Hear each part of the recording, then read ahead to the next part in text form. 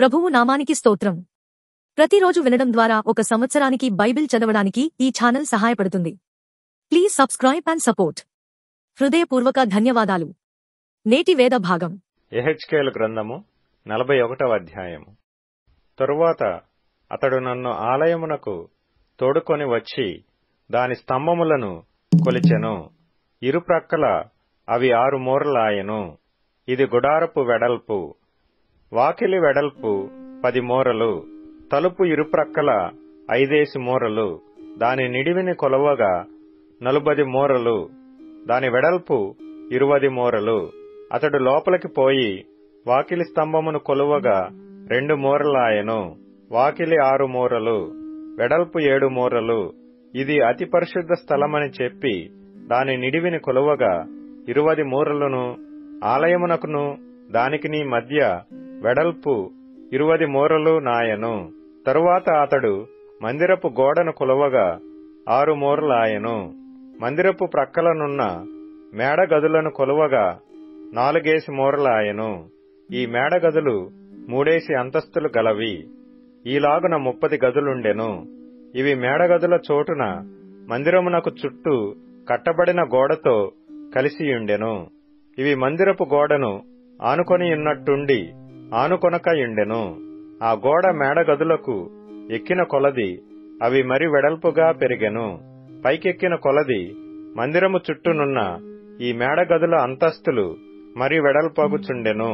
గనుక మందిరపు పైభాగము మరి వెడల్పుగా ఉండెను. పైకెక్కిన కొలది అంతస్తులు మరి వెడల్పుగా ఉండెను. మరియు నేను చూడగా మందిరము చుట్టూనున్న నేలకట్టు ఎత్తుగా కనబడెను. ఎలయనగా ఆ మేడగదులకు 6 పెద్ద మూరలు గల పునాదియుండెను. మేడగదులకు బయటనున్న గోడ 5 మూరల వెడల్పు. మరియు మందిరపు మేడగదుల ప్రక్కలనున్న స్థలము ఖాళీగా విడువబడియుండెను. గదుల మధ్య మందిరము చుట్టూ నలుదిశల 20 మూరల వెడల్పున చోటు విడువబడియుండెను. మేడగదుల వాకిండ్లు ఖాళీగానున్న స్థలము తట్టు ఉండెను. ఒక వాకిలి ఉత్తరపు తట్టునను, ఇంకొక వాకిలి దక్షిణపు తట్టునను ఉండెను. స్థలము చుట్టూ 5 మూరల వెడల్పుండెను. ప్రత్యేకింపబడిన చోటుకెదురుగానున్న కట్టడము పడమటి తట్టు 70 మూరల వెడల్పు. దాని గోడ 5 మూరల వెడల్పు. గోడ నిడివి 90 మూరలు. మందిరము యొక్క నిడివిని అతడు కొలువగా 100 మూరలాయెను. ప్రత్యేకింపబడిన స్థలమును, దానికెదురుగానున్న కట్టడమును, దాని గోడలను కొలువగా 100 మూరలాయెను. మరియు తూర్పు తట్టు మందిరపు నిడివిని, ప్రత్యేకింపబడిన స్థలమును కొలువగా 100 మూరలాయెను. ఈలాగున మందిరపు వెనుకటి భాగమున ప్రత్యేకింపబడిన స్థలమునకెదురుగానున్న కట్టడమును, దాని ఇరుప్రక్కలనున్న వసారాలను కొలువగా 100 మూరలాయెను. మరియు గర్భాలయమును, ఆవరణపు మంటపములను, గడపలను, కమ్ములు గల కిటికీలను, ఎదుటి 3 అంతస్తుల చుట్టూనున్న వసారాలను ఆయన కొలిచెను. కిటికీలు మరుగు చేయబడెను. గడపలకెదురుగా నేల నుండి కిటికీల వరకు బల్ల కూర్పుండెను. వాకిండ్లకు పైగా మందిరమునకు బయటను లోపలను ఉన్న గోడ అంతయు, లోగోడయు, వెలి గోడయు, చుట్టు గోడయు కొలత ప్రకారము కట్టబడియుండెను. కెరూబులను, ఖర్జూరపు చెట్లును ఉండెను. దానికి 2 కెరూబుల సందున ఖర్జూరపు చెట్టు ఒకటి ఉండెను. ఒక్కొక్క కెరూబునకు 2 ముఖములుండెను. ఎట్లనగా ఈ తట్టు ఖర్జూరపు చెట్టు వైపున మనుష్య ముఖమును, ఆ తట్టు ఖర్జూరపు చెట్టు వైపున సింహముఖమును కనబడెను. ఈ ప్రకారము మందిరమంతటి చుట్టూ నుండెను. నేల మొదలుకొని వాకిలి పై వరకు మందిరపు గోడకు కెరూబులను, ఖర్జూరపు చెట్లును ఉండెను. మందిరపు ద్వార బంధములు చచ్చౌకములు, పరిశుద్ధ స్థలపు ద్వార బంధములను అట్టివే. బలిపీఠము కర్రతో చేయబడెను. దాని ఎత్తు 3 మూరలు, నిడివి 2 మూరలు. దాని పీఠమును, మూలలను, ప్రక్కలను మ్రానితో చేయబడినవి. ఇది యెహోవా సముఖమందుండు బల్ల అని అతడు నాతో చెప్పెను, మందిరమునకును పరిశుద్ధ స్థలమునకును 2 వాకిండ్లుండెను. ఒక్కొక్క వాకిలి 2 మడత రెక్కలు గలది. మరియు గోడల మీద ఉన్నట్లుగా మందిరపు వాకిండ్ల మీదను కెరూబులను ఖర్జూరపు చెట్లును చెక్కబడి ఉండెను. బయటి మంటపమునకు విచిత్రముగా చేసిన ఉబుకు వాటు పని కనబడెను. మరియు మంటపమునకును ఇరుప్రక్కల గోడలకును మందిరపు మేడగదులకును వరపాలకులకును ఇరుప్రక్కల కమ్ములు వేసిన కిటికీలను ఖర్జూరపు చెట్లను పోలిన అలంకారమును ఉండెను.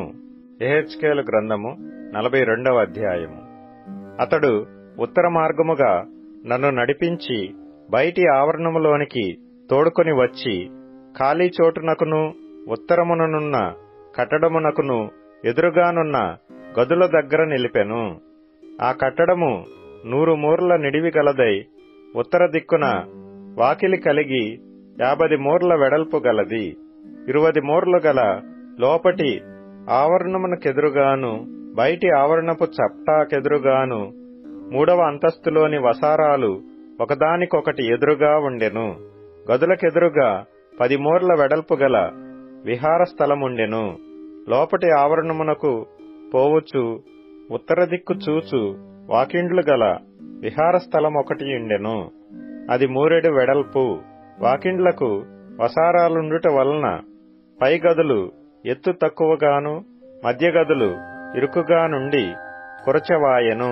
3వ అంతస్తులో ఉండినవి ఆవరణములకున్న వాటి వంటి స్తంభములు వాటికి లేవు గనక అవి క్రింది గదుల కంటెను మధ్య గదుల కంటెను చిన్నవిగా కట్టబడి ఉండెను. మరియు గదుల వరుసను బట్టి బయటి ఆవరణము తట్టు గదులకెదురుగా 50 మూరల నిడివి గల ఒక గోడ కట్టబడి ఉండెను. బయటి ఆవరణములోనున్న గదుల నిడివి 50 మూరలు గాని మందిరపు ముందటి ఆవరణము 100 మూరల నిడివి గలదై ఉండెను. ఈ గదులు గోడ క్రింద నుండి లేచినట్టుగా కనబడెను. బయటి ఆవరణములో నుండి వాటిలో ప్రవేశించుటకు తూర్పు దిక్కున మార్గముండెను. విడి చోటునకు ఎదురుగాను కట్టడమునకెదురుగాను ఆవరణపు గోడ మందములో తూర్పు తట్టు కొన్ని గదులుండెను. మరియు వాటి ఎదుటనున్న మార్గము ఉత్తరపు తట్టునున్న గదుల మార్గము వలె నుండెను. వాటి నిడివి చొప్పునను వెడల్పు చొప్పునను ఇవియు కట్టబడెను. వీటి ద్వారములను ఆ రీతినే కట్టబడి ఉండెను. మరియు మార్గపు మొగను దక్షిణపు తట్టు గదుల యొక్క తలుపుల వలె వీటికి తలుపులుండెను. ఆ మార్గము ఆవరణములోనికి పోవునొకనికి తూర్పుగానున్న గోడ ఎదుటనే ఉండెను. అప్పుడాయన నాతో ఇట్లనెను, విడిచోటునకు ఎదురుగానున్న ఉత్తరపు గదులను దక్షిణపు గదులను ప్రతిష్ఠితములైనవి. వాటిలోనే యెహోవా సన్నిధికి వచ్చు యాజకులు అతి పరిశుద్ధ వస్తువులను భుజించెదరు. అక్కడ వారు అతి పరిశుద్ధ వస్తువులను అనగా నైవేద్యమును పాప పరిహారార్థ బలిపశు మాంసమును అపరాధ పరిహారార్థ బలిపశు మాంసమును ఉంచెదరు. ఆ స్థలము అతి పరిశుద్ధము. యాజకులు లోపల ప్రవేశించున్నప్పుడు పరిశుద్ధ స్థలమును విడిచి బయటి ఆవరణములోనికి పోక అక్కడనే తాము పరిచర్య చేయు వస్త్రములను ఉంచవలెను. అవి ప్రతిష్ఠితములైనవి గనుక జనుల సంబంధమైన దేనినైనను వారు ముట్టునప్పుడు వారు వేరు బట్టలు ధరించుకొనవలెను. అతడు లోపటి మందిరమును కొలుచుట ముగించి నన్ను బయటికి తోడుకొని తూర్పు తట్టు చూచు గుమ్మమునకు వచ్చి చుట్టూను కొలిచెను. తూర్పు దిశను చుట్టూను కొలకర్రతో కొలువగా 500 బారలాయెను. ఉత్తర దిశను చుట్టూను కొలకర్రతో కొలువగా 500 బారలను, దక్షిణ దిశను కొలకర్రతో కొలువగా 500 బారలను, పశ్చిమ దిశను తిరిగి కొలకర్రతో కొలువగా 500 బారలను తేలెను. 4 తట్లు అతడు కొలిచెను. ప్రతిష్ఠితమైన స్థలమును ప్రతిష్ఠితము కాని స్థలము నుండి ప్రత్యేకపరచుటకై దాని చుట్టూ నలుదిశలా 500 బారలు గల చచ్చౌకపు గోడ కట్టబడి ఉండెను. పేతురు రాసిన మొదటి పత్రిక. యేసుక్రీస్తు అపోస్తలుడైన పేతురు తండ్రి అయిన దేవుని భవిష్యత్ జ్ఞానమును బట్టి ఆత్మ వలని పరిశుద్ధ పొందిన వారై విధేయులగుటకును యేసుక్రీస్తు రక్తము వలన ప్రోక్షింపబడుటకును ఏర్పరచబడిన వారికి, అనగా పొంతు, గలతీయ, కప్పదోకియ, ఆసియా, బెతునియ అను దేశముల యందు చెదిరిన వారిలో చేరిన యాత్రికులకు శుభమని చెప్పి వ్రాయునది. మీకు కృపయు సమాధానమును విస్తరిల్లునుగాక. మన ప్రభువగు యేసుక్రీస్తు తండ్రి అయిన దేవుడు స్తుతింపబడునుగాక. మృతులలో నుండి యేసుక్రీస్తు తిరిగి లేచుట వలన జీవముతో కూడిన నిరీక్షణ మనకు కలుగునట్లు, అనగా అక్షయమైనదియు నిర్మలమైనదియు వాడబారనిదియునైన స్వాస్థ్యము మనకు కలుగునట్లు ఆయన తన విశేష కనికరము చొప్పున మనలను మరలా జన్మింపజేసెను. కడవరి కాలమందు బయలుపరచబడుటకు సిద్ధముగానున్న రక్షణ మీకు కలుగునట్లు విశ్వాసము ద్వారా దేవుని శక్తి చేత కాపాడబడు మీ కొరకు ఆ స్వాస్థ్యము పరలోకమందు భద్రపరచబడియున్నది. ఇందువలన మీరు మిక్కిలి ఆనందించుచున్నారు గాని అవసరమును బట్టి నానా విధములైన శోధనల చేత ప్రస్తుతమును కొంచెము కాలము మీకు దుఃఖము కలుగుచున్నది. నశించిపోవు సువర్ణము అగ్ని పరీక్ష వలన శుద్ధపరచబడుచున్నది కదా. దానికంటే అమూల్యమైన మీ విశ్వాసము ఈ శోధనల చేత పరీక్షకు నిలిచినదై యేసుక్రీస్తు ప్రత్యక్షమైనప్పుడు మీకు మెప్పును మహిమయు ఘనతయు కలుగుటకు కారణమగును. మీరాయనను చూడకపోయినను ఆయనను ప్రేమించుచున్నారు. ఇప్పుడు ఆయనను కనులారా చూడకయే విశ్వసించుచు మీ విశ్వాసమునకు ఫలమును, అనగా ఆత్మరక్షణను పొందుచు చెప్పనశక్యమును మహిమాయుక్తమునైన సంతోషము గలవారై ఆనందించుచున్నారు. మీకు కలుగు ఆ కృపను గూర్చి ప్రవచించిన ప్రవక్తలు ఈ రక్షణను గూర్చి పరిశీలించుచు తమ యందున్న క్రీస్తు ఆత్మ క్రీస్తు విషయమైన శ్రమలను గూర్చియు వాటి తరువాత కలుగబోవు మహిమలను గూర్చియు ముందుగా సాక్ష్యమిచ్చినప్పుడు ఆ ఆత్మ ఏ కాలమును ఎట్టి కాలమును సూచించుచు వచ్చెనో దానిని విచారించి పరిశోధించిరి. పరలోకము నుండి పంపబడిన పరిశుద్ధాత్మ వలన మీకు సువార్త ప్రకటించిన వారి ద్వారా మీకిప్పుడు తెలుపబడిన ఈ సంగతుల విషయమై తమ కొరకు కాదు గాని మీ కొరకే తాము పరిచర్య చేసిరను సంగతి వారికి బయలుపరచబడెను. దేవదూతలు ఈ కార్యములను తొంగిచూడ గోరుచున్నారు.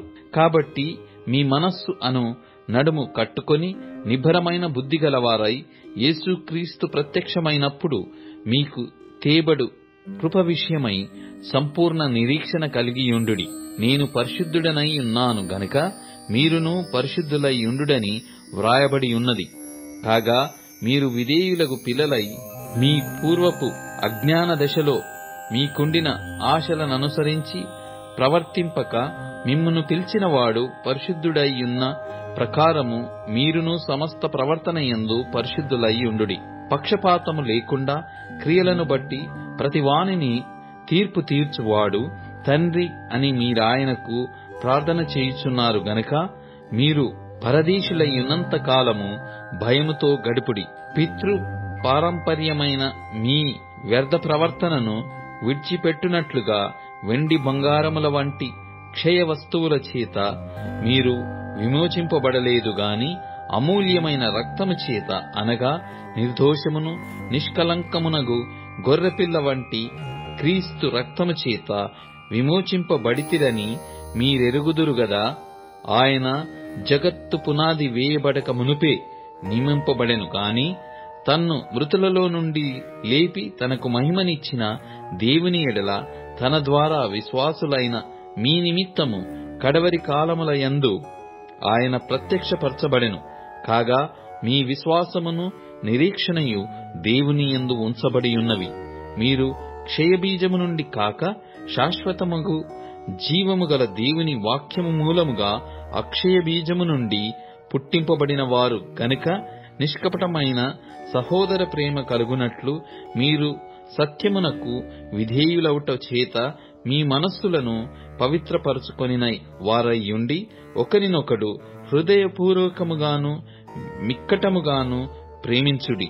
ఏలయనగా సర్వ శరీరులు గడ్డిని పోలినవారు, వారి అందమంతయు గడ్డి పువ్వు వలె ఉన్నది. గడ్డి ఎండును, దాని పువ్వును రాలును, అయితే ప్రభువు వాక్యము ఎల్లప్పుడూ నిలుచును. మీకు ప్రకటింపబడిన సువార్త ఈ వాక్యమే. కీర్తనల గ్రంథం 143వ కీర్తన. యెహోవా, నా ప్రార్థన ఆలకింపుము, నా విన్నపములకు చెవియొగ్గుము. నీ విశ్వాస్యతను బట్టియు నీ నీతిని బట్టియు నాకు ఉత్తరమిమ్ము. నీ సేవకునితో వాద్యమాడకుము. సజీవులలో ఒకడును నీ సన్నిధిని నీతిమంతుడుగా ఎంచబడడు. శత్రువులు నన్ను తరుముచున్నారు, వారు నా ప్రాణమును నీలపడగొట్టుచున్నారు. చిరకాలము క్రిందట చనిపోయిన వారితో పాటు గాఢాంధకారములో నన్ను నివసింపజేయుచున్నారు. కావున నా ఆత్మ నాలో కృంగియున్నది, నాలో నా హృదయము విస్మయమొందెను. పూర్వ దినములు జ్ఞాపకము చేసుకొనుచున్నాను, నీ క్రియలన్నీయూ ధ్యానించుచున్నాను.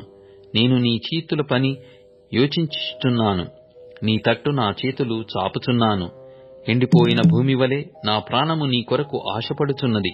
యెహోవా, నా ఆత్మ క్షీణించుచున్నది, త్వరగా నాకు ఉత్తరమిమ్ము. నేను సమాధిలోనికి దిగువారి వలె కాకుండునట్లు నీ ముఖమును నాకు మరుగు చేయకుము. నీ యందు నేను నమ్మిక ఉంచియున్నాను. ఉదయమున నీ కృపావార్తను నాకు వినిపింపుము. నీ వైపు నా మనస్సు నేనెత్తుకొనుచున్నాను. నేను నడవవలసిన మార్గము నాకు తెలియజేయుము. యెహోవా, నేను నీ మరుగు జొచ్చియున్నాను. నా శత్రువుల చేతిలో నుండి నన్ను విడిపింపుము. నీవే నా దేవుడవు, నీ చిత్తానుసారంగా ప్రవర్తించుటకు నాకు నేర్పుము. దయగల నీ ఆత్మ సమభూమిగల ప్రదేశమందు నన్ను నడిపించునుగాక. యెహోవా, నీ నామమును బట్టి నన్ను బ్రతికింపుము. నీ నీతిని బట్టి నా ప్రాణమును శ్రమలో నుండి తప్పింపుము. నేను నీ సేవకుడను, నీ కృపను బట్టి నా శత్రువులను సంహరింపుము. నా ప్రాణమును బాధపరచువారినందరినీ నశింపజేయుము. ఇప్పుడు tune in, Spotify, Amazon music మరియు యూట్యూబ్ మ్యూజిక్ లో కూడా అందుబాటులో ఉంది. Please follow us.